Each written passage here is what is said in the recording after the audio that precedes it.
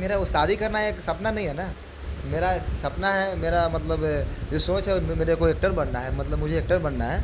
तो फ़ोकस मेरा शादी पे नहीं है, वो तो होगा ही जिससे भी हो। और पापा जानते हैं, क्योंकि पापा घर का भी लोग का सपना है कि हाय फ्रेंड्स, आई वो बढ़िया होंगे। वीडियो देखने के बाद आप लोगों को कुछ समझ में आ ही गया होगा। अगर नहीं समझ में आया तो प्लीज मेरे वीडियो को लास्ट तक बने रहे, पूरे डिटेल से समझाते हैं। आप लोगों को पता ही होगा कि मनी मिराज की शादी के लेकर बहुत ज्यादा ही सोशल मीडिया पे वायरल हो रहा है। आप लोगों को क्या लगता है, मनी मिराज शादी करेंगे या नहीं? आज इसी बात पे आप लोगों को पूरे डिटेल से समझाने वाले हैं।